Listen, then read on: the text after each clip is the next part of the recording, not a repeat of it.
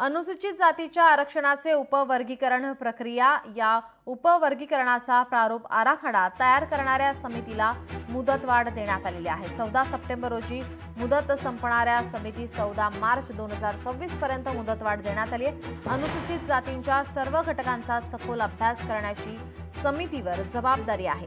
तथ्यांची छाननी करणे, उपवर्गीकरणाची आवश्यकता सिद्ध करण्याची जबाबदारी देण्यात आलेली आहे। आपले प्रतिनिधी चेतन अनावरे आपल्यासोबत फोन लाईनवरून जोडले। चेतन, काय अधिकची माहिती?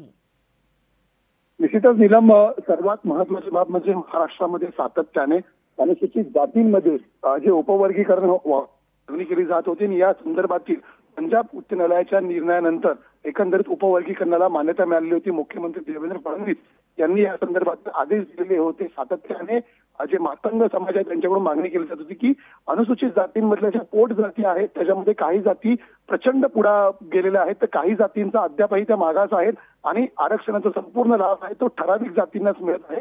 त्यामुळे या आरक्षणामध्ये आता उपवर्गीकरण अपखड असं उपवर्गीकरण केल्यास त्या पिछाडलेल्या जाती आहेत त्यांना सुद्धा आरक्षणाचा तितकाच लाभ घेता येईल, तितकाच फायदा घेता येईल आणि म्हणूनच यासाठी ही एक सदस्यीय समिती नेमलेली होती। मात्र त्याची मुदत आता 14 तारखेला संपत होती। अखेर 14 मार्च पर्यंत या समितीला आता मुदतवाढ देण्यात आलेली आहे। त्यामुळे लवकरात लवकर उपवर्गीकरण केल्यास निश्चितपणे ज्या छोट्या छोट्या जाती आहेत अनुसूचित जातींमधील त्यांच्यामधून जे बंड करण्याची सुरुवात झालेली होती ते